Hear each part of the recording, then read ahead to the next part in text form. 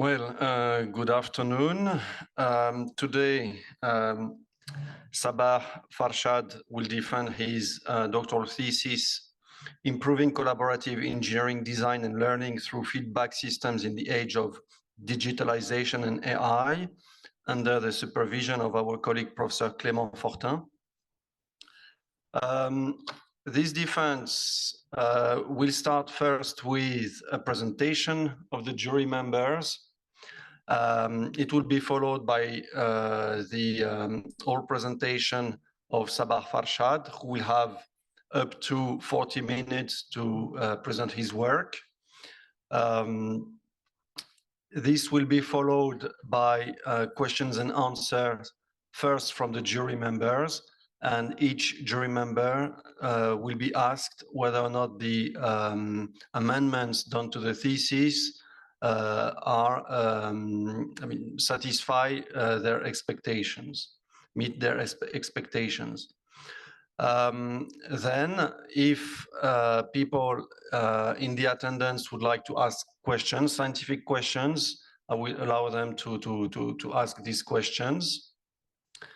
This will be then followed by the word of the supervisor, and after which there will be closed deliberation, and after that we will have the outcome of the defense. So the jury members we have in the jury, Julie Stahl-Le Cardinal, who is professor in Industrial Engineering Laboratory at Centrale Supélec in France. So her research interest is to discover new methodologies of design and management in an industrial context. She works on team diversity and project management. She coaches project managers in companies concerning the management of their project and their choice of actors in teams.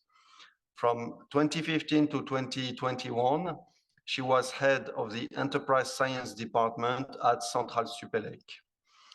Within her laboratory, she's in charge of two research groups, one about industrial engineering and healthcare, and the other that works on advanced manufacturing and Industry 4.0. Professor Stahl-Le Cardinal created and still manages the MSc program on Industry Transformation Management with Centrale Supélec and ESCP Business School.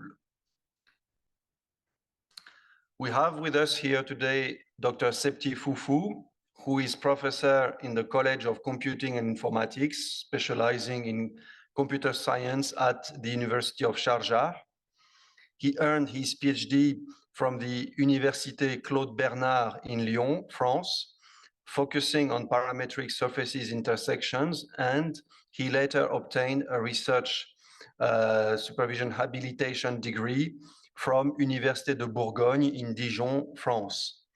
Professor Foufou has been holding a tenured position at the University of Bourgogne since 1998, where he supervised numerous PhD theses and master's project. He also was at NIST in the USA as a guest researcher for about 30 months between 2004 and 2006. Professor Foufou also worked at Qatar University, where he served as president of the University Faculty Senate and chair of the Computer Science Department. Professor Foufou's expertise spans geometric modeling, 3D representations, image processing, and data models, particularly in product lifecycle management and smart machining systems. His recent endeavors explore artificial intelligence applications in PLM and smart cities. Here at Skoltech today, we have in person our colleague, Dr. Tatiana Podlachikova, who is the director of the Center for Digital Engineering, coordinator of the Master Program Engineering Systems, and associate professor at Skoltech. She joined Skoltech in 2013, working previously with the Royal Observatory of Belgium, Laboratory of Astrophysics in Marseille, and Space Research Institute of the Eurasian Academy of Sciences. Her scientific interests are related to solar and solar terrestrial physics and space weather. She developed a number of space weather services, including sunspots number, solar radio flux, and geomagnetic storm forecasting, prediction of arrival of high-speed solar wind stream on Earth. She is also working on the development of advanced data analysis techniques for the extraction of useful knowledge, control, and forecasting in interdisciplinary applications. She has been awarded the International Alexander Chizhevsky Medal for Space Weather and Space Climate in 2015 in Belgium, and also Best Professor of the Year 2018 for mentoring, Best Professor of the Year 2019 for lecturing, and Best Professor of the Year 2020 for teaching excellence at Skoltech. And she also has excellence recognition for results and research, teaching, and impact and service to Skoltech and the wider community in 2022 and 2023. With us, we also have Alexei Nikolaev, who is professor of the practice at the Center of Entrepreneurship and Innovation at Skoltech. He holds a PhD in physics from Moscow State University, as well as an executive education in technology entrepreneurship from the University of California, Berkeley. He has over 25 years of IT industry experience with various engineering and managerial roles at Samsung Electronics, Intel Corporation, Align Technology. And Professor Nikolaev brings to academia practical expertise for new technology-based startups and product launch. Alexei Nikolaev is also the author and lead instructor of a series of active learning team and project-based Skoltech courses, helping students to shape up and launch their tech-based products and startups. Our colleague, Dr. Andreas Panais, is a jury member today, and he joined Skoltech in 2023 as professor of the practice. He has extensive global experience in automotive and aerospace product development. He started his career in the US automotive industry and then transitioned to aerospace by joining Boeing in 2011. He was instrumental in developing advanced methodologies to analyze and certify composite structures for multiple airplane programs and their derivatives.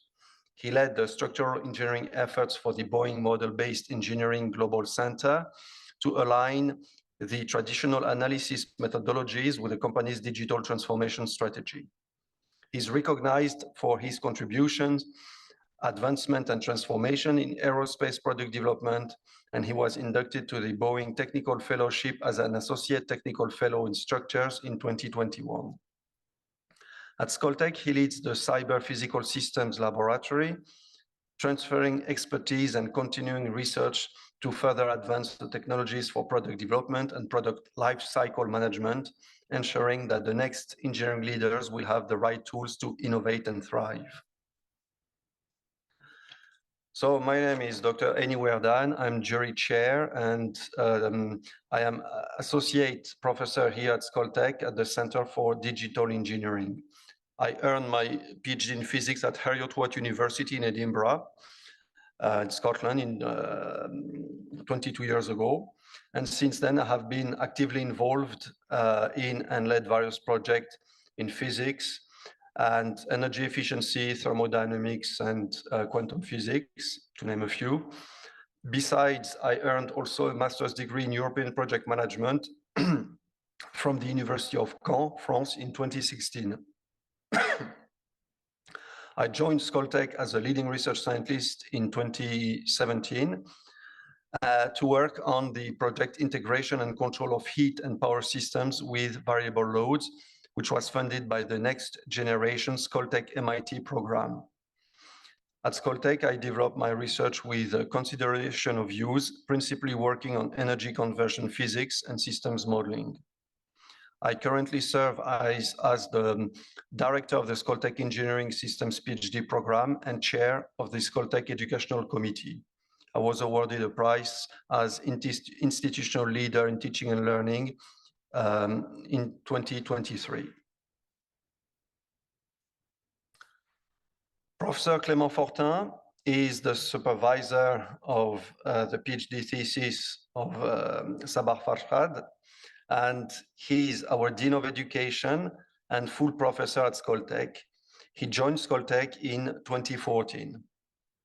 Between 2010 and 2014, Professor Fortin was president and CEO of the Consortium for Research and Innovation in Aerospace in Quebec. He had previously been the director of the Department of Mechanical Engineering at École Polytechnique de Montréal and a professor at this institution since 1987. Professor Fortin created Polyplan Technologies, a spin-off company of École Polytechnique. The company developed an innovative product lifecycle management solution for concurrent engineering. Professor Fortin is a fellow of the Canadian Academy of Engineering. Our PhD candidate today, Sabah Farshad, has over 10 years of experience in engineering and management in large-scale complex projects. And he integrates insights from engineering, management, cognitive science, and psychology due to his interdisciplinary background.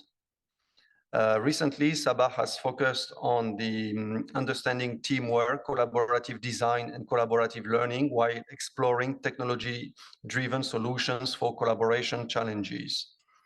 Along with scientific works, with a commitment to simplifying complex concepts and communicating science with the public, Sabah has authored more than 50 promotional articles and 2 books on enhancing communication skills and team motivation. So now we may turn to our candidate's presentation. So Sabah, you have up to 40 minutes for your presentation. Thank you very much, Annie. And let me share my screen.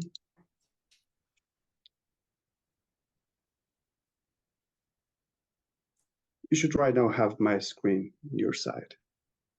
Yes. That's great. Thank you very much. It's an honor to be here. I'm happy to defend my thesis here. I wish I could be there in person with you, but because of some unexpected visa issues, I couldn't be there. But I will try to do my best here and present my work in a proper way. My name is Sabah Farshad, and my supervisor is Professor Clément Fortin from Engineering Systems Program. My topic is improving collaborative engineering design and learning through feedback systems in the age of digitalization and AI. Let's start here right now from the title. There are some keywords here. The first keyword is about improving. So we focus on improving. Then we have collaboration. But after collaboration, we have 2 other keywords, engineering design and engineering learning. You might ask, why learning and why not divided them? Why just not focus on design? This is a good question. However, the answer is we have done most of the work here during this work in educational setting. So that could be a threat for the entire work because most of you worked in industry, in real world, and you know the challenges and teamwork in real world is not exactly the same as in educational setting. So instead of being afraid of that, we use that to make a strength for the thesis and have a focus on learning as well. And I think in the end, the work appears to be good in that area and give us very interesting insight in collaborative engineering, design, and learning. And digitalization and AI is obvious. Feedback system, I will go to them later. But let's jump in on the publication and conferences. I was lucky to have 5 publication and conference presentation, which I describe one by one. Later, I will go with more details on the case studies and practical works and analysis later. Just introduce the titles and conferences and journals. The first paper we had was in International Conference for Engineering Design, which I assume is one of the best, maybe highest quality conference on engineering design. It was in the middle of pandemic. The title was Distributed Cognition Transformation in Complete Online System Engineering Design Teaching. The second paper, that one, it was a work, me and Clement together. The second paper as well. The title is A Novel Method for Measuring, Visualizing, and Monitoring E-Collaboration. It is published in E-Collaboration Journal. And the third paper was again in ISET conference, ISET 23, with the title Active Engagement in Collaborative Engineering Design, How to Measure and Use It in a Feedback System.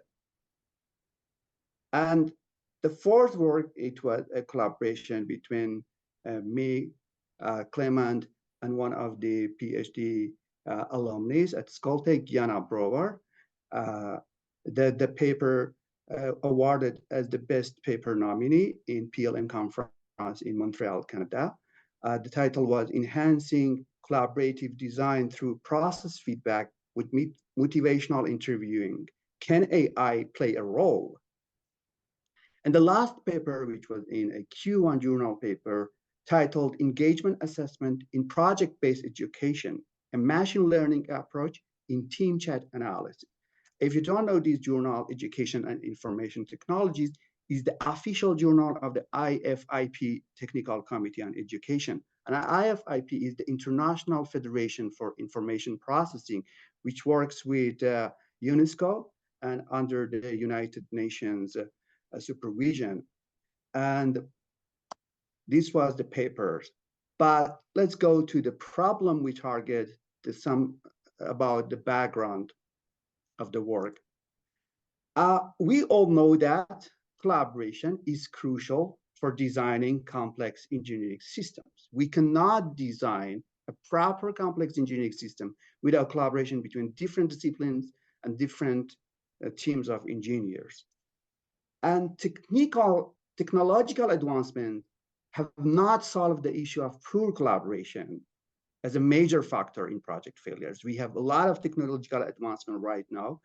As an example, this work I am presenting my thesis on online basis. It's a blend mode. Maybe 20 years ago, 30 years ago, it was not that easy and feasible to do the same thing. But it's so easy right now. But the collaboration problems remain the same. However, at the same time, limited research focused on non-technical aspects and integrating technologies to improve collaborative engineering design and learning. So these are somehow the problem state, the problem background. And just to name a few of sources that emphasize the importance of improving collaboration, I can mention AA Space Workshop in 2022 report on workplace failure that says 86% of employees in leadership position attribute workplace failure to the lack of collaboration. It is a new survey, just 2022 it came out. And there are a lot of surveys and studies that emphasize the need for improving collaboration in different disciplines, including engineering and learning. So the goal of this work was to, first of all, improve our understanding of collaboration within the engineering realm and engineering learning. Then to propose supporting tools for improving collaboration and examining, utilizing feedback mechanisms in improving collaboration, and using human-centered approach instead of merely focusing on technical oriented approach. and then using cutting-edge technology, state-of-the-art in our work to see what are the potentials of the technology to help us improve collaboration. These were the goals. So I go to literature review just to briefly tell you what is happening in the literature review and what we have learned there and what are the gaps. The first thing we learned is collaboration lacks a single and common definition. And the second thing is, however, active engagement is a common element in many of the definitions of collaboration. So whenever you go and find a definition of collaboration, one part of it is engagement and active engagement, their participation, active participation. And global pandemic has accelerated digitalization and the shift towards a web-based collaboration instead of face-to-face collaboration. So web-based collaboration, mainly called e-collaboration, and e-collaboration has transformed teamwork, but organizational and social challenges remained the same. So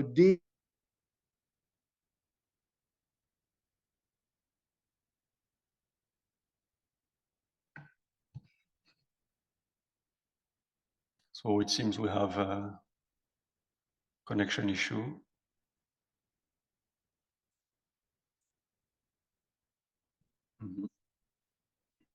Sabah, we can't hear you.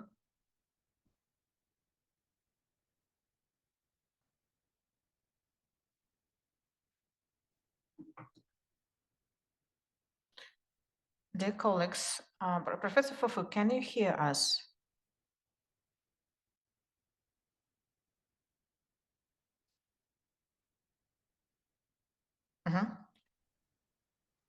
Yes, I can hear you, and I can see you in my side. Okay. Sabah, we lost you for about 30 seconds. Right?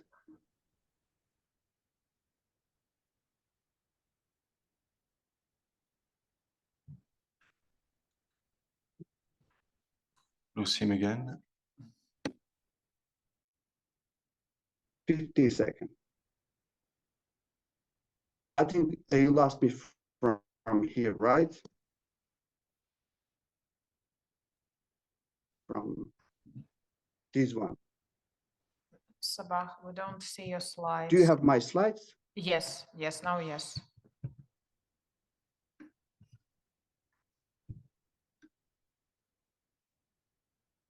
Okay, I don't know what happened. Slide 13 was not presented. So it was the right slide, right? Yes.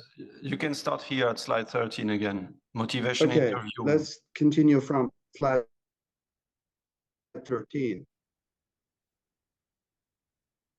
Yeah, so communication strategies like motivational interviewing are effective ways.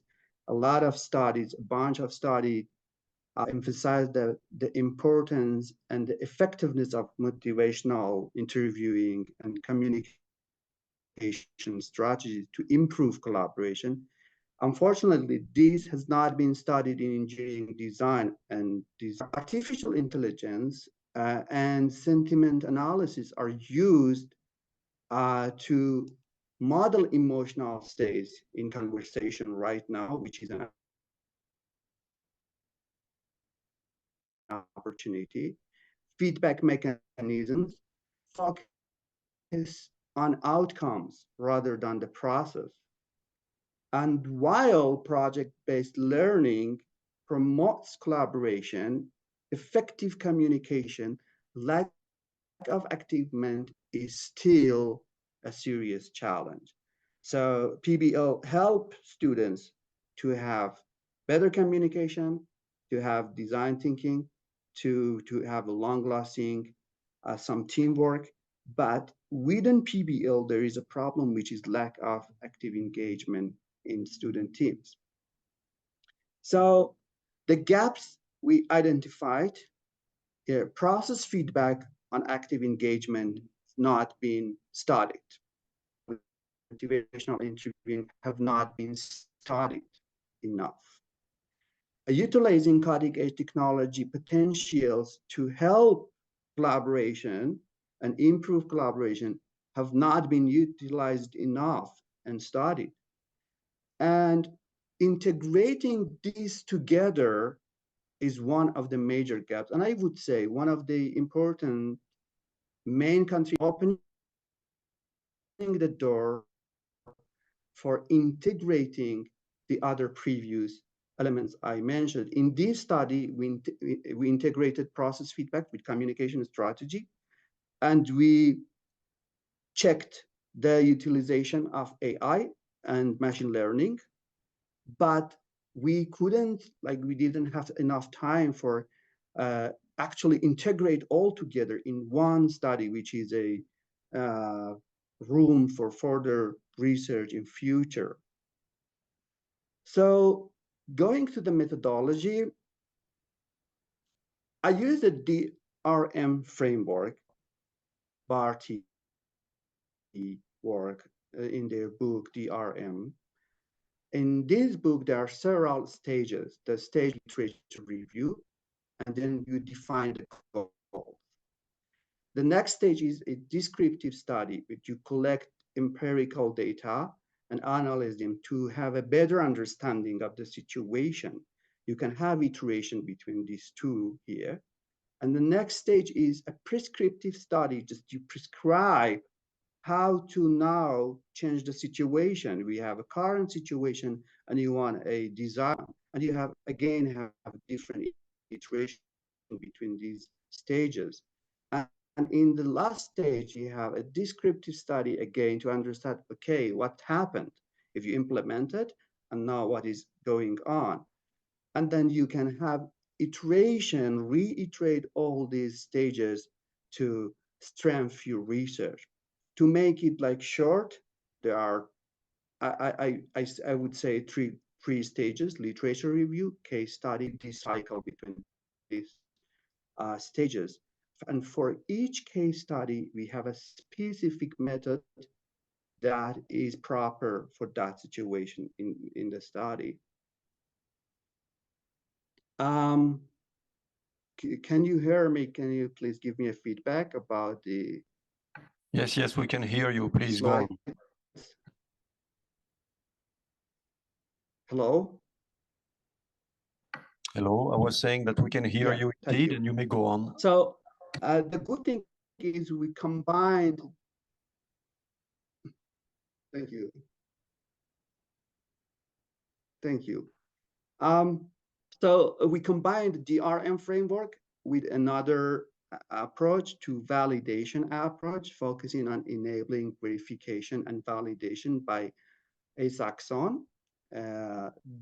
This work is you start in a context we claim and then verify and validate to show you how it is relevant to my work. For example, in the context of project-based learning, the problem is disparity in active engagement. You have not a balance. A claim, in this case, the claim is feedback helps to balance the engagement and improve it. And to verify and validate, we utilize a case study. So the question is, what is verification here and what is validation here? In this case, verification for me is to verify the data you collected are correct data. There are not errors. A validation refers to, okay, the claim you have made is really working. And then you validate the hypothesis if the hypothesis is accepted. This happened during a case study, and we repeated this 5 times. And the focus, it was Clemens emphasized every time, I would say, hey, Sabah, do not only focus on, try to have a balance between research team and practical context of your work. And we tried in all the case studies to have this balance between practice and research for validation, for claim, and at the focus in general. So going to the case studies, I had 5 case studies. I'll describe all of them one by one. Briefly, in the first to answer this question with research question number one, how the new norms of web-based collaboration form different patterns of information flow and distributed cognition in collaborative engineering design and learning context. To answer this question, we had a team of several engineering students from 5 different countries together. They had to design, build apogee of 3 kilometers and land it safely to the ground. During this phase, I collected all the data from the conversation, from sharing information, from session, every data I collected, and then I started to analyze them. The analysis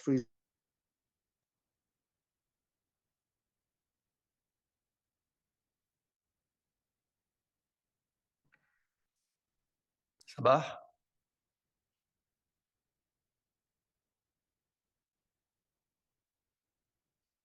So connection is interrupted again.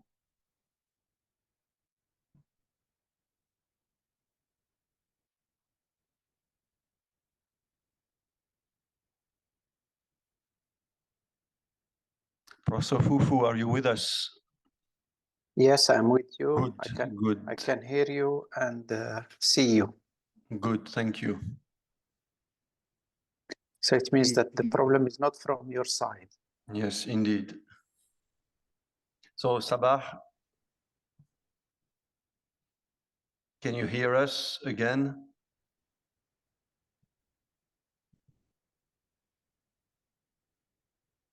Yeah. Please go on. Yeah, I can hear you. Mm-hmm. Yeah, I can hear you. Good. So you have my screen, right? Yes.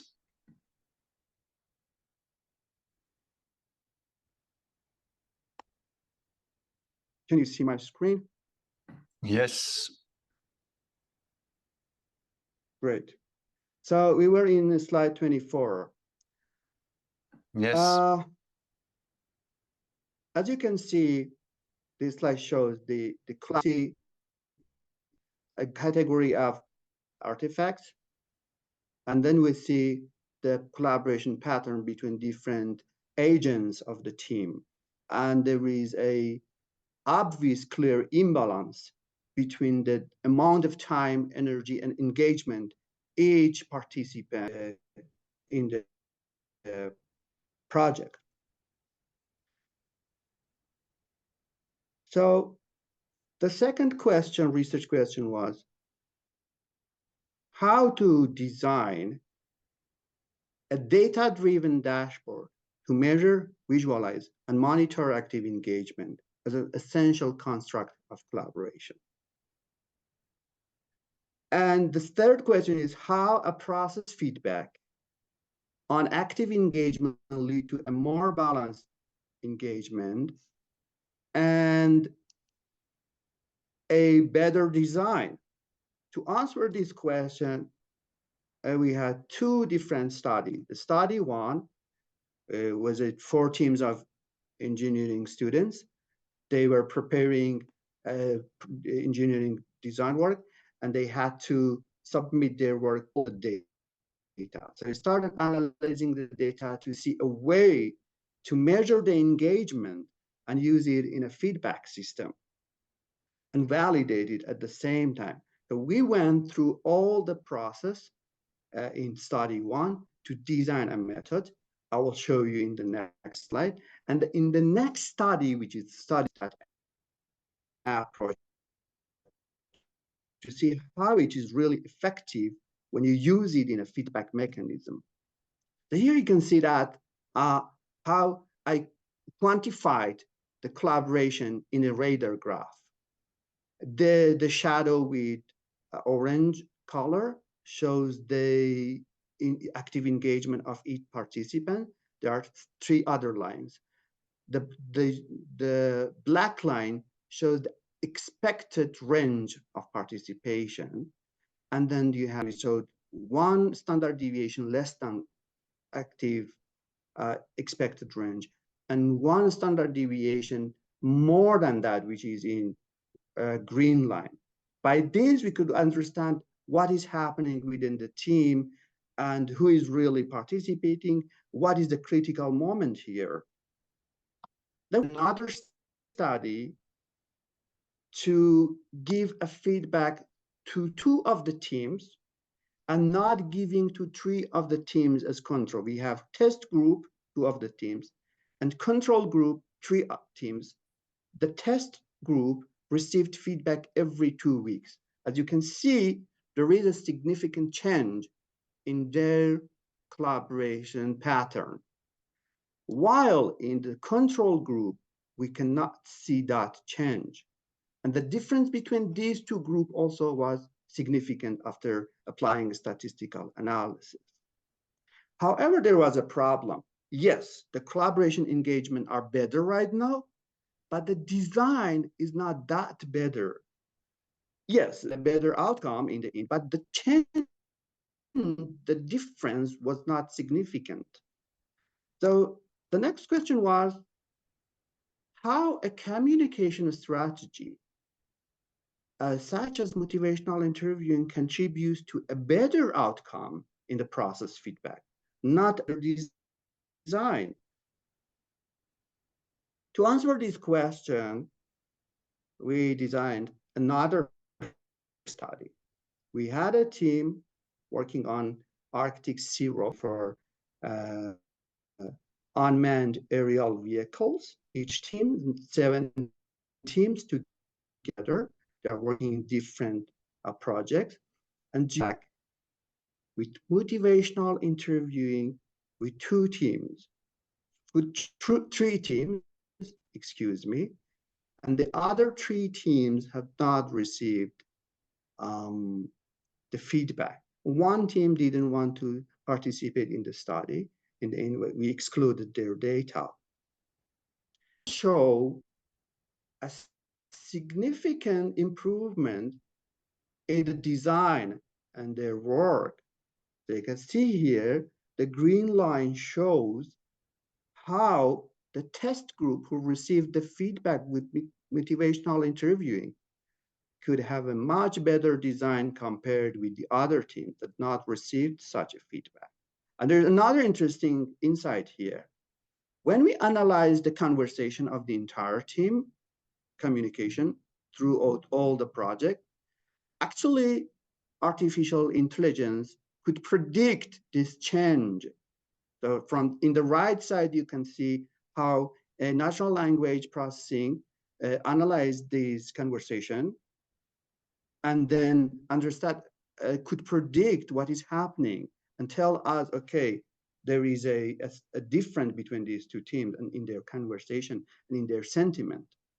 So this was an inspiration to design the next study. Study 5 tried to answer this question: how AI and machine learning can measure and improve active engagement in feedback system learning. So you may ask why you need AI. In the previous study, you did a good work and you didn't use AI for intervention. Why you need AI for intervention? Because the problem here is it is not scalable. If you want to use a motivational strategy and conflict management strategy, you need a mentor for each team. And when you have a big teams or a lot of teams together, it is not scalable to use human agents providing such a feedback for participants. That's why the question is here, how AI can help us to scale it. And for doing that, this analysis, we used all the conversation we had from all previous case studies. So luckily we could access to them. Students collaborated with us to share that information with us. And then we cleaned the data there. We labeled the data using some strategies, and then we created some features for develop a machine learning model that could predict the conversation and their engagement from the conversation. And the results here are very interesting. Week by week results of the trained, the data we used for training. Red or orange color shows the machine learning output, and the blue line, the blue shadow, shows what we really measured based on real work participation, real engagement from the previous method we had. And we compare these two together with a machine learning output. And you see a significant overlap together, somewhat exactly the same in some cases. In some cases, it's not exactly the same, but still it is very promising. And then we use that code, the machine learning we developed with external dataset that in the coding we did, still could see a significant overlap here. The patterns are so similar together. Maybe the shape is not exactly the same shape, but the pattern is here, the same thing. So you can warn us and tell us what is happening and give an insight to the management, to the instructor, to go and to design an intervention to improve or to prevent further problems within the team. Going to the discussion, in summary, the study explored the framework and impact of web-based collaboration on collaborative engineering design and learning. Next, findings highlighted the role of digitalization, active engagement, feedback mechanism, and the need for a scalable evaluation method. Third, a data-driven dashboard was designed to measure and monitor active engagement that shows a meaningful correlation with collaboration. Fourth, process feedback using motivational interviewing resulted in a more team sentiment and the design quality. And finally, the study demonstrated the potential of AI in evaluating active engagement patterns by analyzing conversations. So to discuss these results, web-based collaboration has transformed interaction forms and plays a significant role in design and learning process. But is it a threat or opportunity? So we found out that based on the result of this study,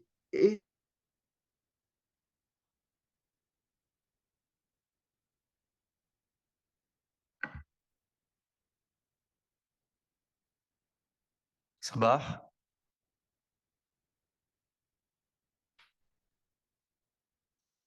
We have to wait a bit.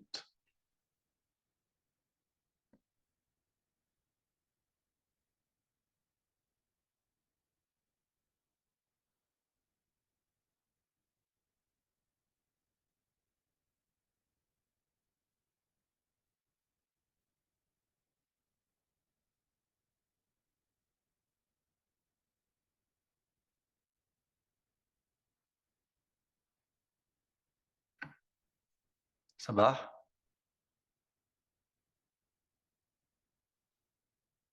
Can you hear us?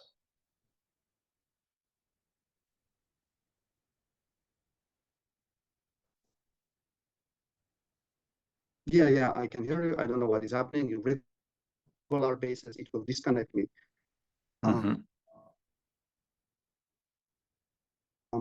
Yeah, I can hear you. Good. I can hear you. Can you hear me? Yes.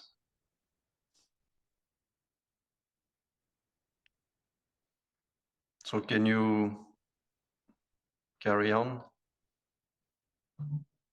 the discussion?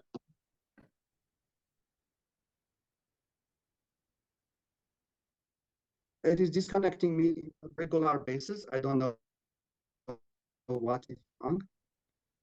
Yeah, so there are problems still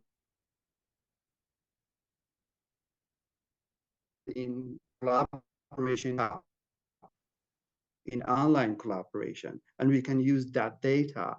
So this gives us an opportunity to provide real-time insights and low-cost feedback, and these offer an optimum approach for evaluating and improving collaboration. Process feedback, motivational interview, a more equitable distribution of engagement and improves collaboration and outcome.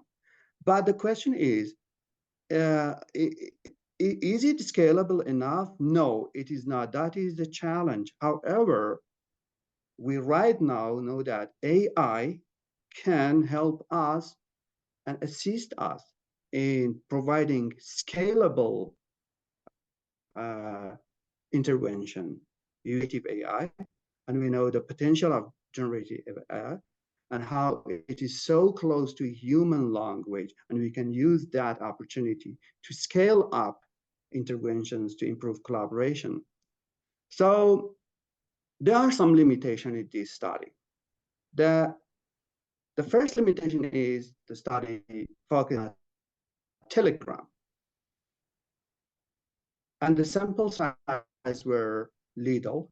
We try to double check everything, sometimes triple check. It was done in educational setting, so it is an opportunity to further studies to repeat in industrial setting. And data sets in machine learning model was not a huge data. It was rather small data sets to train the model. So going to the conclusion and future work,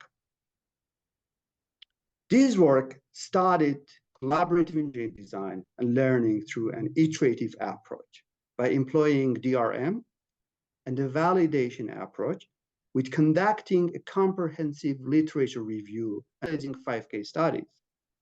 The key findings highlight the significance of active engagement, the effectiveness of feedback systems, and advanced technologies in collaborative engineering, design, and learning. To further reinforce the feedback mechanism, utilizing communication strategies are needed. While scalability can be a serious challenge here in such interventions, the results emphasize the potential of data-driven approaches and AI in web-based. Right now, you may ask, okay, Sabah, you spent 4 years, you try to understand collaboration in teamwork and propose some interventions, whatever, design. So what? Who cares about this? Say, okay, I have a team of engineers. They are highly qualified. Everything looks good, but we don't have enough collaboration on 2 things. First of all, make sure you have a process feedback and in a sustained way.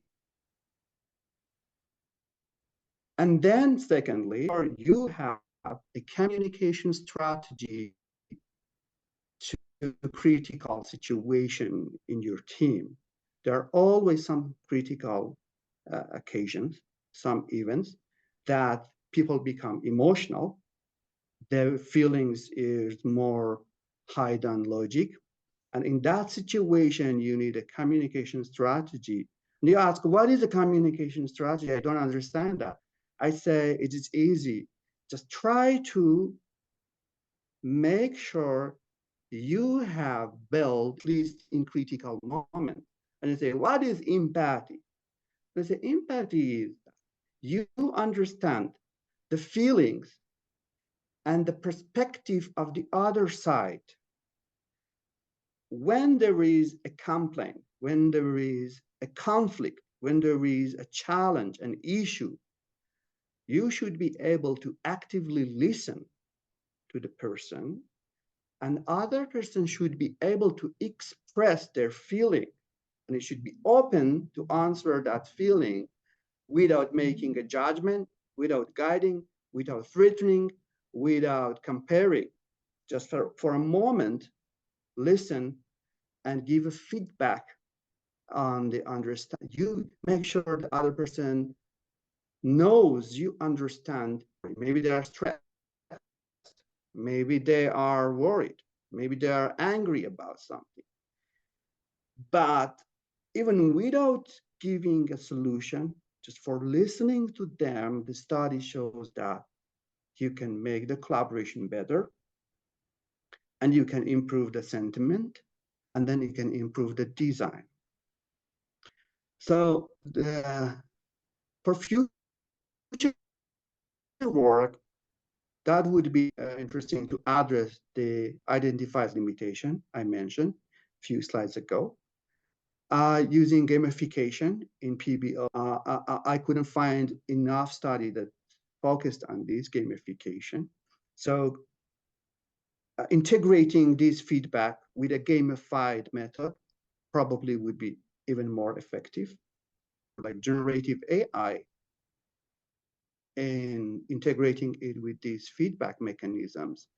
These are good opportunities for future work, and repeating all in industrial setting. That's all. I really like to acknowledge people who helped me, everybody, all the jury members here, and my supervisor, Professor 14, my friend in STG, some of them are here, and everybody who helped me, colleagues and friends. I really want to thank them. Without your help, without your feedback, it was impossible here to be here and present my work. Thank you very much. Ready to answer your question. Thank you, Sabah, for your presentation. Now, yes, it is time to turn to the question and answers, and we'll start with the questions from the jury.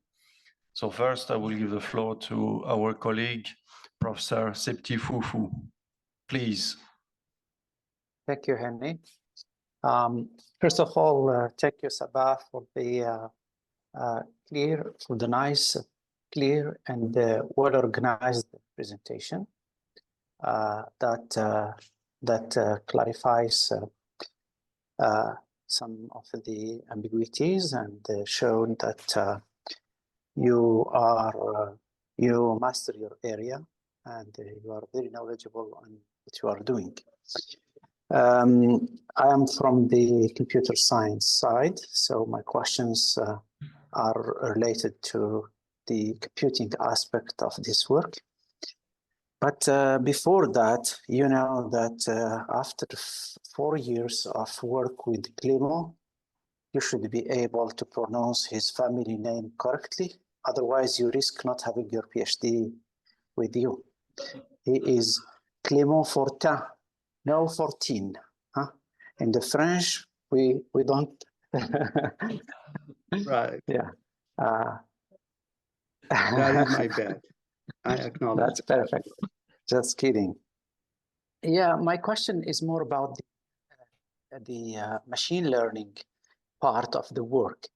You mentioned that you have used machine learning, and this artificial intelligence and machine learning tools allows you to identify the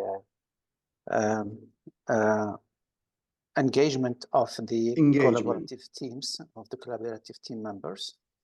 And so my question, first of all, is how, because machine learning uses numbers, so how do you quantify the engagement? How do you measure it? Then we will go to the artificial intelligence part. Yeah. So we had 2 levels of measuring. In a real world measuring, like in real case measuring, I can share you should have my slides right now. Yeah, I can see this. If you have this slide, in this table, you can see how we formulated active engagement in different elements. So first of all, active participation in data, active participation in time, in revising a document, shared responsibility in a section or a task, share responsibility in time, and networking, and so on and so forth. And we have a formula for each of them. This is a basis for active engagement, and we validated this approach there. However, in the machine learning, if you can see these slides, it shows an Excel file. Let me share. Here we have the conversation data from the teams. In the right side, you see team members' names. We call them M1, M2, M3, M4. And then we have the message here. We labeled this message based on our understanding. We had a formula for this, how to label them. Let me show you another formula. This is a work done by Marlowe and colleagues. Like we have frequency in communication, how many times they tried to have a message. Communication quality, is it clear? Is it effectiveness, the accuracy and competencies of communication? The timeline, are they answering on time for their students? How they are really participating on time? If they use closed loop, like replying, and then reply to that one or not, if they use tags or not. And the content, either the task-oriented or like relationship-oriented. We labeled all of these different elements in their conversation to train the model. And based on this labeling in active participation and shared responsibility, we gave a score to active engagement. This is how we train the model. I hope I answered your question. Yes, yeah. And the next question in the same direction is how about the data set that you have? How can you say a little bit more about the size of the data set? What are the other attributes that you are using in addition to these labels? Yeah. The data set, for training the model, we used the entire conversation of two of the teams. We call them team 1 and team 2 here. We extracted all the conversation. It was like 5,000 messages. 5,000 messages from the entire conversation during a PBL. We cleaned the data. We removed the non-relevant data. Anything couldn't help us. And then we started labeling, as I showed you in the Excel file here. That the features, we use different features for the model. One of them, for example, timestamp. For one of them, frequency. One of them, sharing links. These kind of feature we used for train the model.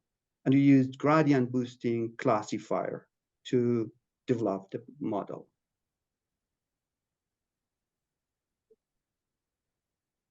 All right. So the machine learning model that you use it to learn all this information to classify is the gradient boosting. Which one you use? Yes. Okay. Gradient boosting classifier for the developing the model. All right. And what is the outcome of this machine learning part, and how this is communicated to the team members to impact or to change their behavior? So, you know, Septi, this one, it was a conceptual, it was a model. We didn't validate this it was last study. So in the last study, we just have a concept of an idea. It is a concept. So we didn't validate it in a real work. How we validate it, to compare with previous data we had. So this is the output of the machine learning here. You can see in red or orange color. And the blue one shows the labeling the previous data we had in previous studies to see how really the feedback we used in previous study is matched with the output of the machine. And you can see a significant overlap here. What you call the previous study is the statistical model, right? Yeah, statistical model here is, for example, previous study. This done manually. We collected data from the field, from the class, from their activities. Everything have been recorded. And then we use those elements to map their engagement. Now, in the other way was to compare those with the machine learning output to understand if the machine learning can get the same result or not. All right. Yeah. Okay. Yeah, I got it. It's clear.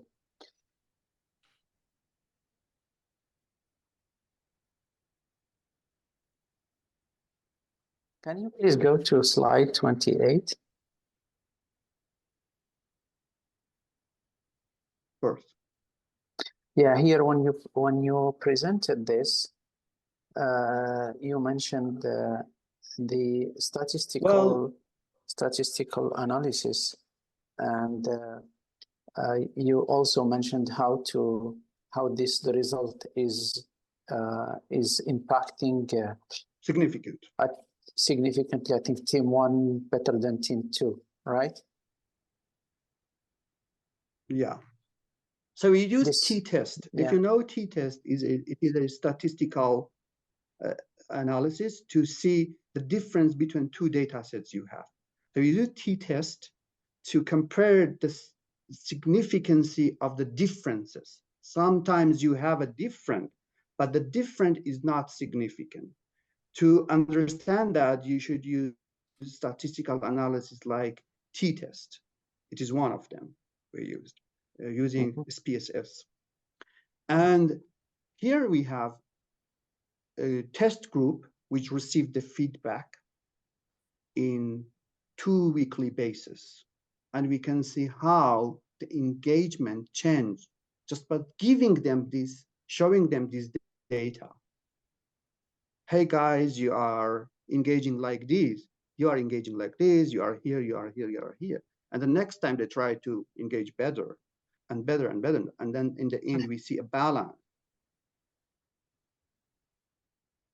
Yes, my question was actually why group, they not received any feedback, nothing.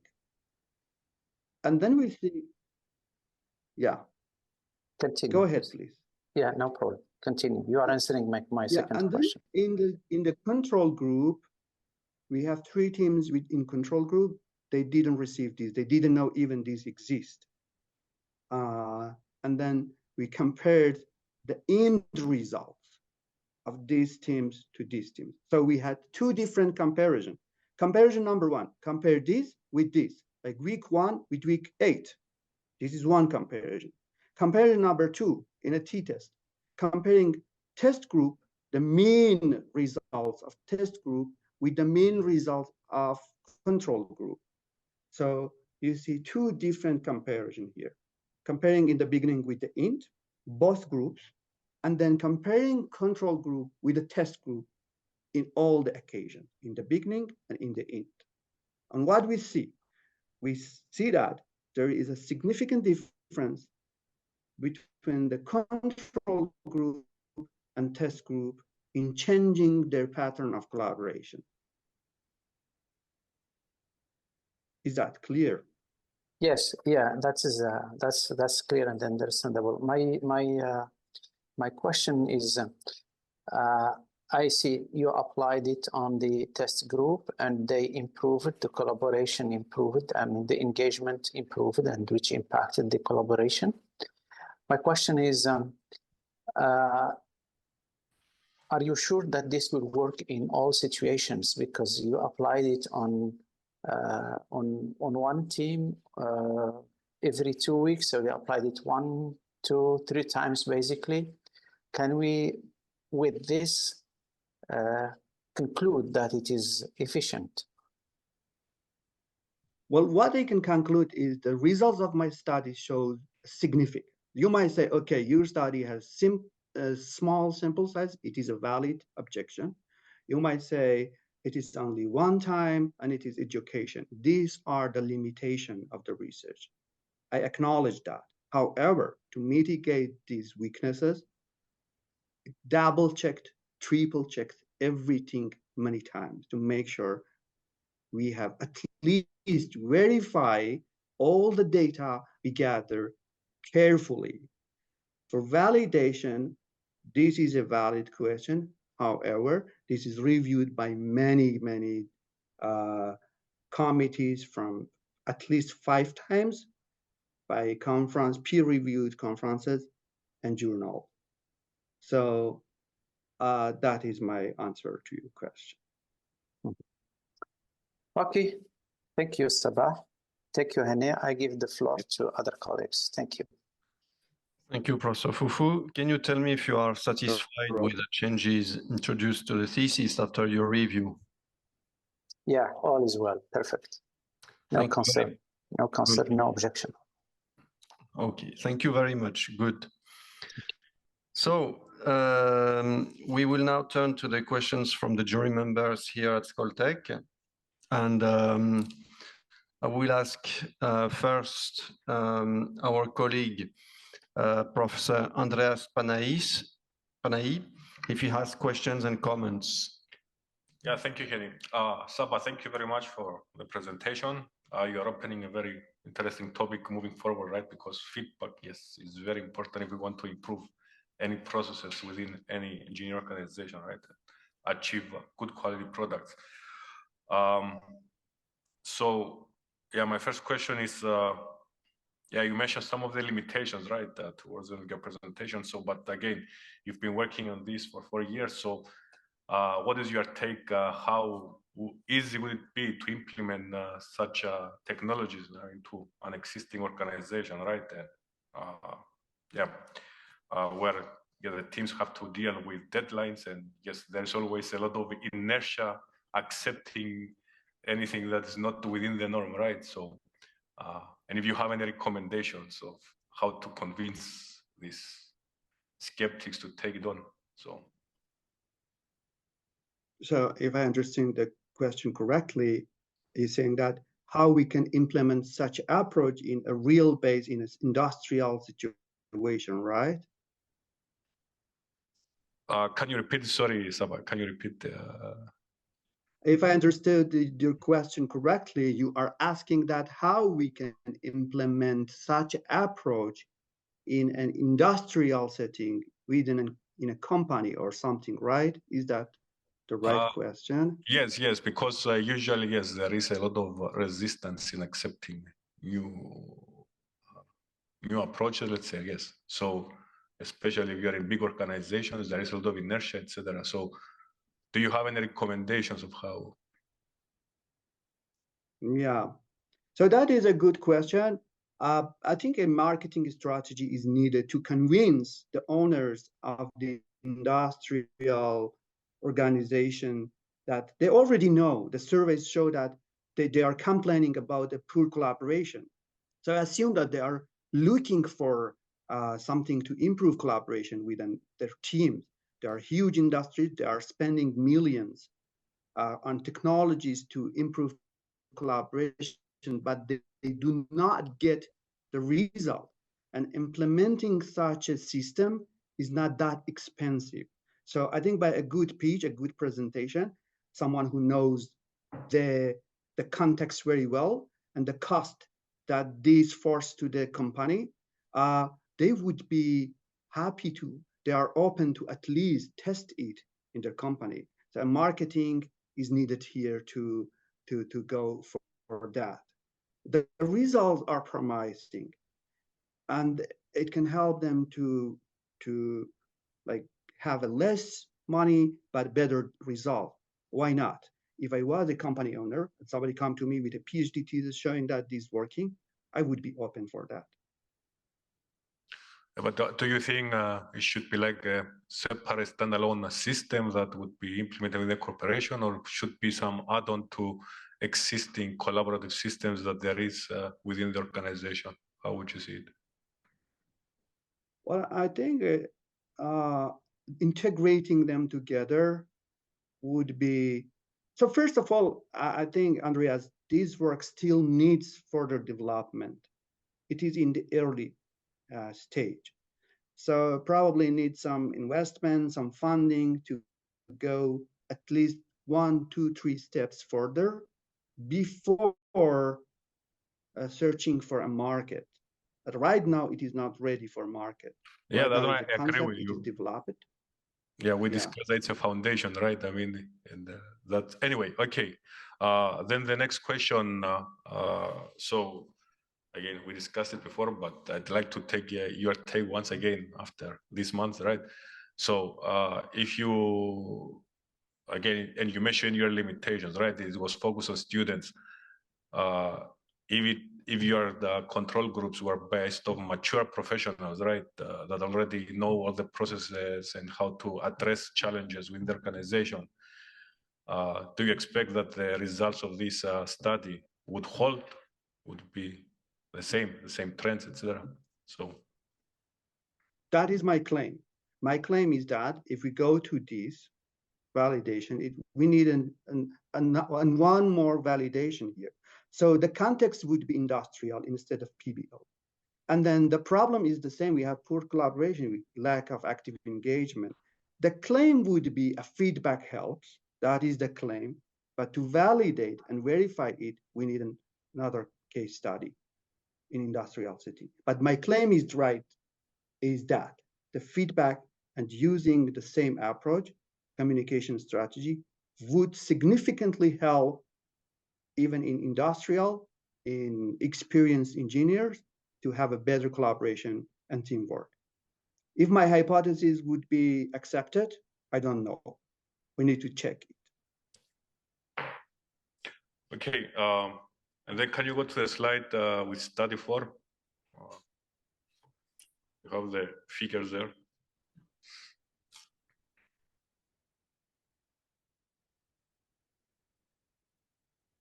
Yeah, 31. Yeah. Yes, this one. So let's see. So here you have the grades, right, for your control group. It is more or less the same, unchanged between PDR and CDR, right? But then if we look at the emotions, there is a significant improvement, again, for the control group, right? So the control group goes from minus 0.04 to positive 0.16. So why do you think that? Well, they both improved. But both the teams improvement is improved. very minor here in the grades, but there is a significant emotional improvement. So why do you think? And again, if we look at your test group, so they have a significant increase in the grading, for let's say, and okay, marginally better in the emotions. So test group are better. They are better in both cases, in the design and outcomes, in the grades, and in emotion. So in both cases, the test group are, these data tell us, are better compared with control group. Yes, they are better. Because here you can see that. Yeah. Just my so question. This is test group that you show. So the grade is very flat for the control group, but the emotion is becoming more and more positive, right? So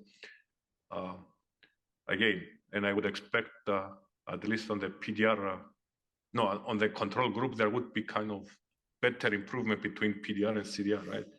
There is also familiarization with the problem. Yeah. So. Well, they are better right now. Andreas, if you look at these data, test group, control group in the PDR, they are minus 0.4 in their emotion, sentiment analysis. But now they become plus 16, plus 0.16. So it shows a significant difference. However, even in these cases, the test groups are better. They are 27, where there are 16. So while control group became better because they were working together, they spent 8 weeks together, they are friends, now they know each other, they're familiar with each other. We could expect that both groups become better, but we couldn't expect that the test group are significantly better than control group. So they have to stay in the yellow range between less than 25, but now they are 27, which shows going to the positive sentiment. They are stayed in neutral, tend to positive, but the test group stayed in positive area. Okay, yeah, I think, yeah, neutral and positive, yeah, it can play a role. So, okay, yeah, thank you. Thank you very much. Thank you very much. Professor Panay, do you have any, I mean, are you satisfied with the changes done to the thesis? In principle, yes. I still believe that AI should have been expanded on the title into artificial intelligence, but Sabah thinks differently. So I'm not going to be very picky on that, but yes, everything is good. Thank you. I can explain that. It's okay, I've read your comments. Thank you, Sabah. Yes, you commented that already. Thank you very much. So our next jury member, Professor Alexei Nikolaev, please. Yeah, thank you, Sabah. Very, very interesting topic, and also maybe similar to what was already told here. I come here, I mean, way of my thinking from industrial settings, because I experienced in my personal even roles in industry the importance of this collaboration, communication, and especially when pandemic hit all of us, and when suddenly it appeared that some team members never saw each other when they were hired, even in pandemic, that some of team members are in Bangalore, some are in Costa Rica, some are just traveling, connecting to meeting from airport, and all this resonates. I mean, all these topics that you raised resonate with my personal experience extremely well, and that also my personal belief on the importance, very high importance of this research, and very high opportunities for real practical implementation. And here also brings my question that if you think, and definitely you think about this, about transfer of this research into practical application in industrial settings, what do you think? Is it possible to transfer this methodology as it is, or what would be your top, I don't know, 2, 3, 5 parameters, variables that would you would try to adjust, to change, or at least to keep in mind carefully to make sure that this works in real industrial settings? That is a great question. Well, I think the most important point to address here before going to industrial usage is addressing security issues, because in the industrial, in companies, they are not very open to share their information. So to address that, one of the solution would be to have a private, fine-tuned model that are not shared, or the servers are not common with other. That is the question I'm still thinking about, how we can address the problem of security. That may be a challenge. Also, that they don't want to share the data. They have IP for it. They don't want to share data that they don't want others, the competitors see it. So this is the challenge there. Yeah, actually, you know, Sabah, you mentioned these like technical challenges because when I was thinking about what sort of question could I ask, I also tried to respond to myself and to this very question. And in addition to these technical points, for myself, I would think about even personal communication style of different people, because also I believe we all experience that some people just bombard others by messages in all these Telegram chats, whatever. Other people respond just once in 24 hours. So that one of the point. Then also the roles, and this was also mentioned in your slides, are different. That team coordinator definitely has different expectations on being online, on communicating regularly, comparing to other team members. Also, like cultural differences, cultural style of communication. But in any case, this is not question, just comment from my side, what potentially could be included in the possible transfer of this into industrial settings. Okay, basically that's it. Again, I see a lot of value and a lot of perspective of this research, and also a lot of work to be done further to make it to real practice. But yeah, okay, thank you, Sabah. Thank you very much. So, Professor Nikolaev, do you have, I mean, are you satisfied with the changes? Yes, you are? Yes. Thank you very much. I think we lost And we lost him. Yes. So we have to wait for a few minutes.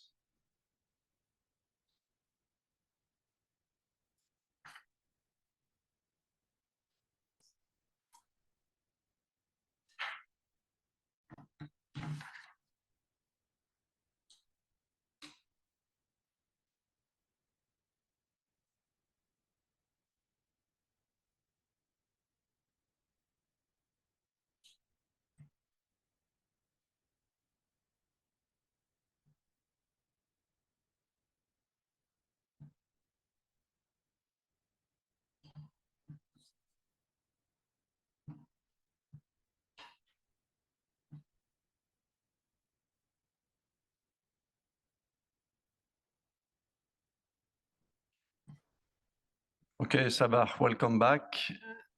Thank you very much. Sorry for that. It is because of the restriction of Zoom here in my country. Yes. So I have to use VPN, and that makes a problem here. When VPN interrupt, my connection is interrupted. But these things happen. But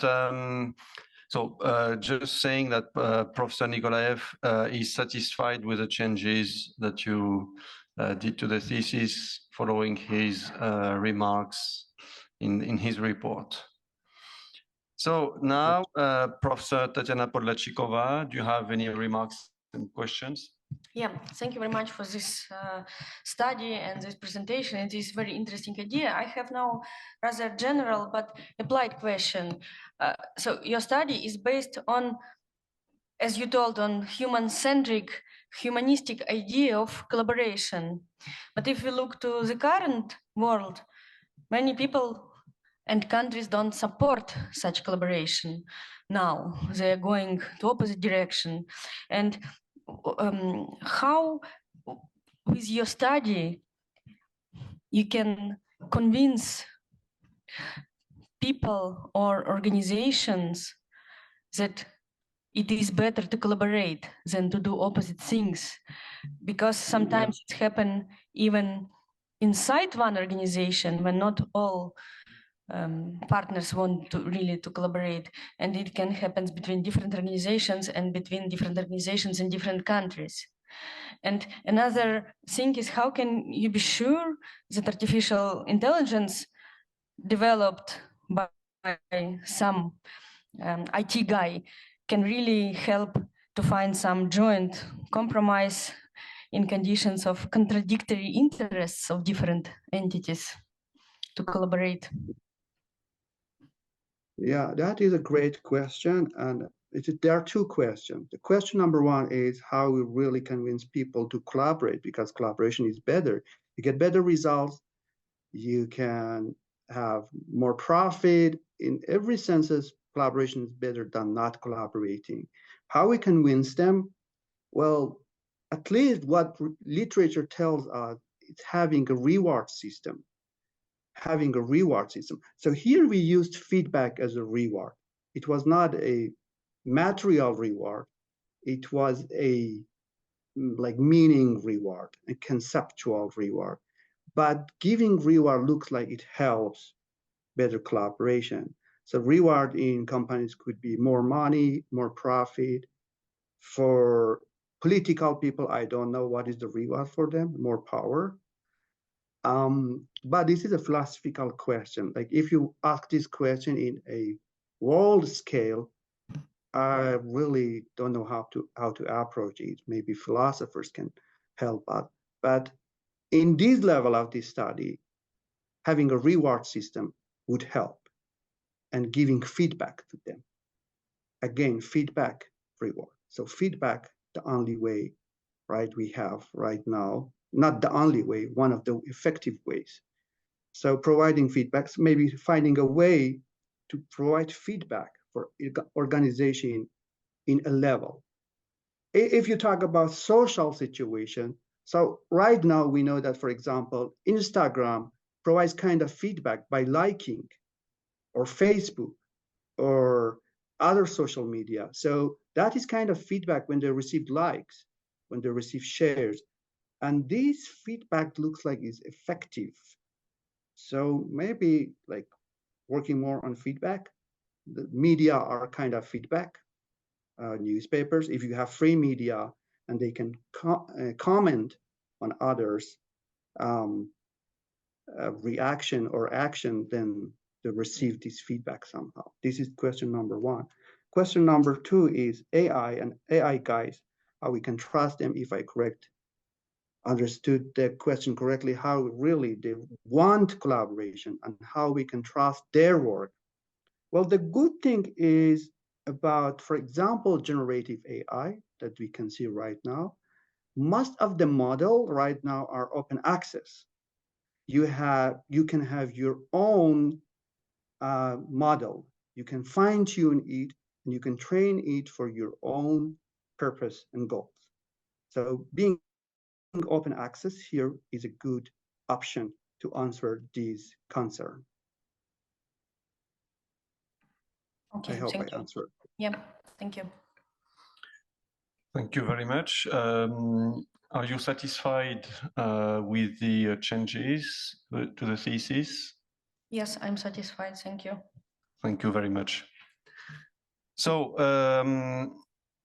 Sabah, I'm going to give you quick comments based on the report of the other jury member, Julie Stahl-Le Cardinal.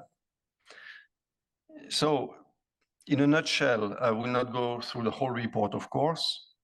So she states that the work carried out is substantial, based on a good review of the literature and carried out within a broad academic framework, as you did 5 case studies.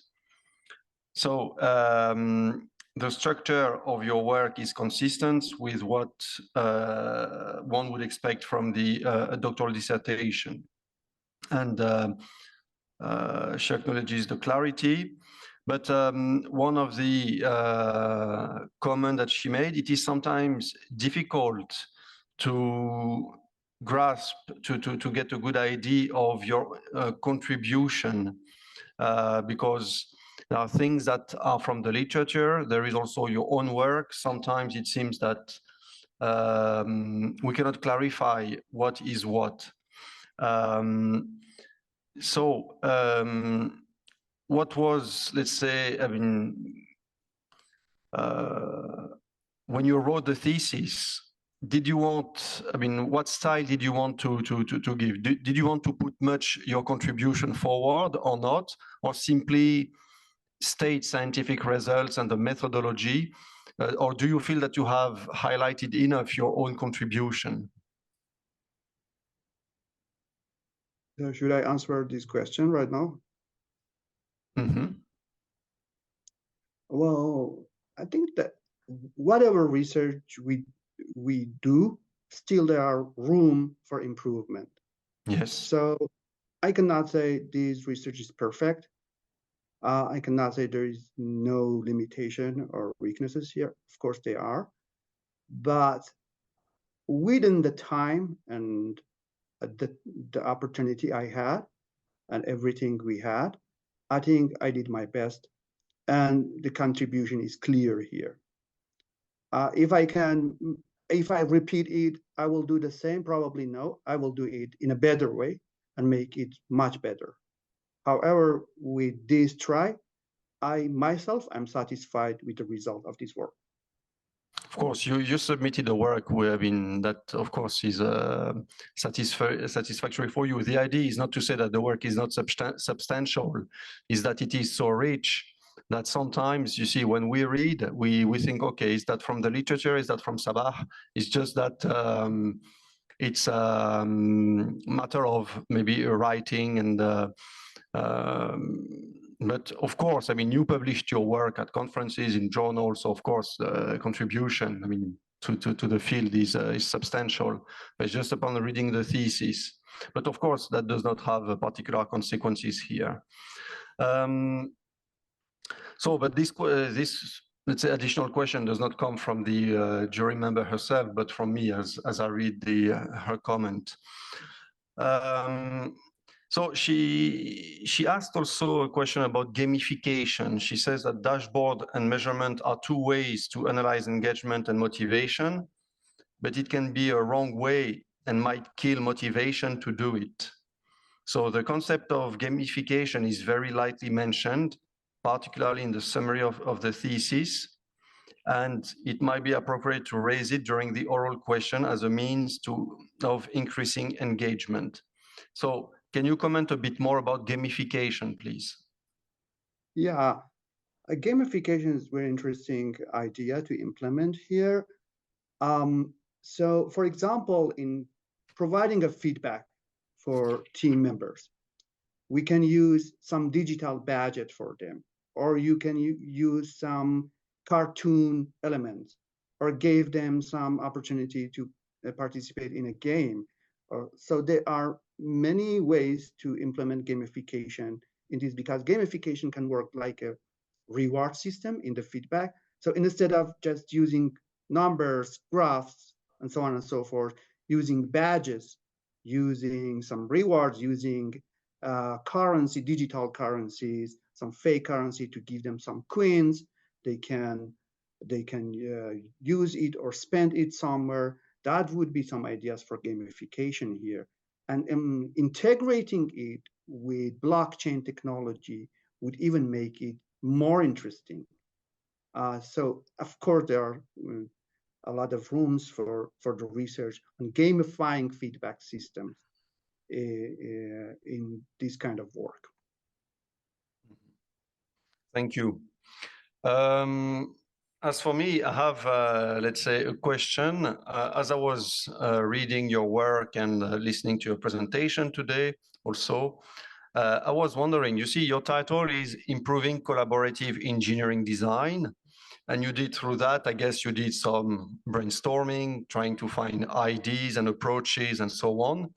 But I was wondering if you, maybe just for the sake of intellectual endeavors, try and do reverse brainstorming, in the sense that would it help, in fact, to improve collaborative engineering design by thinking, let's say, in the opposite direction? What would be the conditions to fail collaborative engineering design and learning? And then through such an analysis, find, I mean, by thinking, okay, I will take the opposite road to what I found, and then improve the design. You understand what I mean by a reverse? Yeah, I think very interesting. Yes. Yeah. So if I understood correctly, you are mentioning like kind of reverse engineering. Instead of, reverse brainstorming, like what would lead to a complete failure? And then you do the exact opposite. yeah, that is a great question, actually. One of the things that would lead to complete failure is closeness, being close-minded. So it is openness here works, because for communication, you need openness. If you are closed, you are not listening, you don't have enough communication, you will failure. So communication is the key. Lack of communication, lack of openness, there will be a possible high likely failure. But then one can argue that communication, if it's not good quality communication, might be also a recipe for disaster, because if, I mean, communication, sometimes you have too much information to process, and then it's hard to distinguish between the noise and the essential information. So that is true. That is true. Clarity, as you mentioned in this study, there are some criteria for a good communication. In this table, I can show you the table. Yes, please. So let me tell you this one.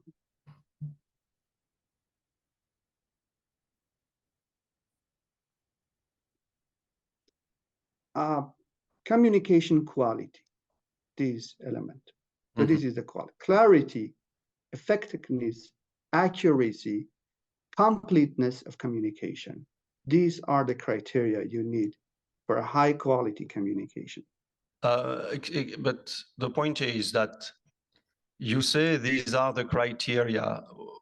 I rather think they are like the objectives to some extent, because if you say criteria, how do you quantify effectiveness or accuracy or even completeness?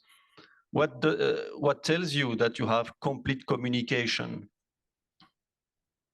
Well, when you have a complete communication occurs when you somehow complement the other person. So one person says part of the element, and then the other members of the group add the next to it. So together they complete conversation together. I don't remember an exact example to tell you, but we can find many examples of how they complement each other. They together complete a conversation and then get a result. But basically, the communication can be considered as complete when all the team members agree that they have sufficient information. Maybe not all information, but sufficient to proceed with the tasks that they have to perform. I agree with that. I agree with that. That is true. Okay. So then thank you for your answers to my questions, but I would be happy to read a small study on failing completely and utterly collaborative engineering design. It would be interesting. And there is one very interesting example, if I may have just 1 minute. Yes, there's one interesting that I mentioned in several presentations, the Mars orbiter. Even it is in this dissertation I mentioned. So there was 2 teams working together, but one team working on different units, like inches, pounds, and the other team working on centimeters, etc. So even they didn't have enough communication to share this basic idea of what units they are working, and the project failed because of that simple lack of communication. At least, yes, have a common language. Yes, indeed. Exactly. Yes. Okay, thank you. So on my side, I can also state that I'm satisfied with the changes you did to the thesis after my report. So now I will turn to attendance online on Zoom and here in this room. If we have people who would like to ask scientific questions related to the thesis. So online, do we have some people online who would like to ask a question? If no, then I will turn to people in this room. Yes, so please go next to a mic, introduce yourself briefly and ask your question. Good day, Mr. Farshad. My name is Mikhail Nikolaev. I'm an engineer from the Digital Engineering Center. In your thesis, you used the design research methodology by Lucien Blessing and Amaresh Chakrabarty as its foundation. And this particular methodology, it assumes feedbacks. That means analyzing the previous information for making further steps. So once I was asked by Amaresh Chakrabarty question related to the thesis, what would you do differently if you had an opportunity to start from the scratch? So I would like to forward to you the same question. If you had an opportunity to start your thesis from the beginning, what would you do differently? I think I would do the same with literature review analysis. So important. I cannot emphasize enough on the importance of literature review and literature analysis. I would go the same. That is what I like about this approach, emphasize on literature analysis in each iteration. So I go with that again and again. Okay, thank you very much. Could I please ask you one more question? Sure. Why did you use the design research methodology? Why not other methodologies? Because of several reasons. First of all, because of its systematic approach. So it is systematic. And you know, engineering mind is good with systematic things, systematic approach. Then it is iterative. And secondly, it is easy to implement, and it is flexible in practical and theoretical both. So you can use them in practice or in theory, doesn't matter. It is flexible in both environments. These three main reasons for me to use DRM. Thank you very much, Mr. Farshad. No problem. Thank you very much. So if we do not have any more questions, then it's time for the word of the supervisor.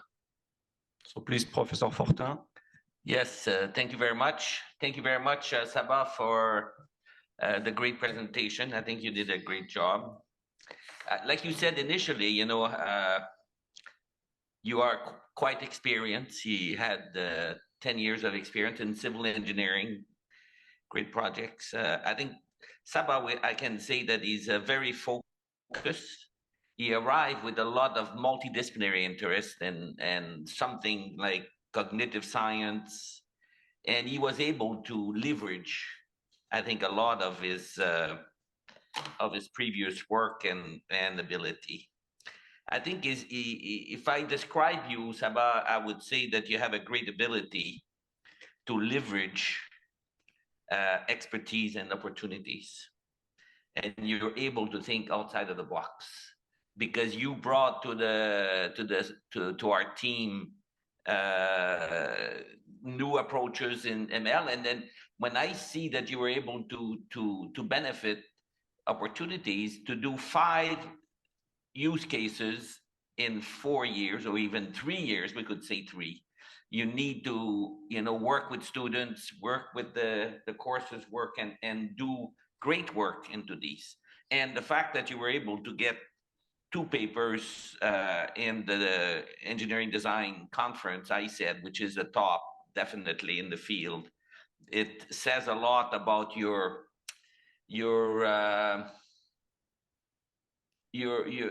can measure the impact of what you do and what you write, and this is great.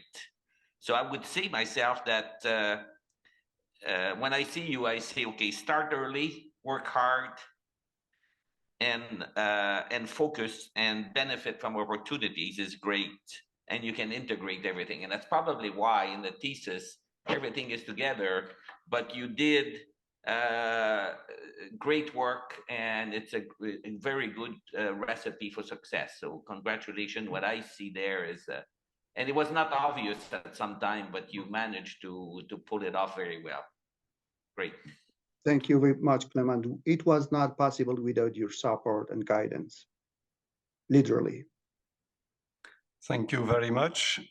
So now it is time for the closed deliberation. So only members of the jury stay in this room, and online we have the breakout room. Yes, I'm now creating the breakout room only for the jury members. Sabah and audience members, you may stay online and wait for the jury to be back and announce the result of today's defense. So Sabah, please do not disconnect. So, dear Sabah, after our deliberation, the jury has decided unanimously to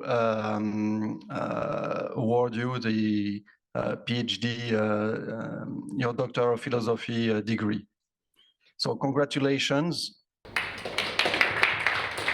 Thank you very much. And so your thesis passes as is. Good. So if you have a few words. I want to be very brief. I cannot thank enough people who helped me to getting this print, from my family, my friends, my colleagues, and Professor Fortuyn, as Septi said, I should say Fortuyn, we said. Yeah, and all the jury members, everybody of you, education staff. I really thank everybody for your help to help me get this print. It was a collaboration. So without collaboration, it was not possible. Thank you very much. And we hope we'll have an opportunity to see you here again in Moscow, perhaps for the graduation or some other opportunity. And well done. Congratulations again. Congratulations, Sabah. Congratulations. Well, you did very, very well for the defense and everything. Thank you very much. Congratulations, Sabah. And thank you, Professor Fufu. Hani, can I say 2 words? Sure, yes, please. Yeah, just to thank Professor Fortuyn, Clément, for inviting me to be part of this PhD jury. It was a pleasure for me to get familiar with the work that was done by Sabah. I really enjoyed reading the thesis and be part of this committee. It was a pleasure for me to meet all of you, all the committee members, and hopefully we will have opportunity to get a chance to meet physically, face to face. Yes, I hope you will have a chance to come and see us one day. We were hoping this time, but just didn't work. Yeah, it thank was you for just, being, thank you. Thank you for being, for participating in the jury. Really appreciate it. Thank you. Thank you very much, Professor Fufu. Thank you very much, dear colleagues, jury members, to be with us today, and all the work that you did to ensure that Sabah could defend his PhD thesis. Thank you very much, and hopefully see you in the future, especially you, Professor Fufu. Thank you. Thank you. Thank you. Yeah, thanks a lot. Thank you. Bye-bye. Bye-bye. Bye-bye to everybody. All the best. Bye-bye.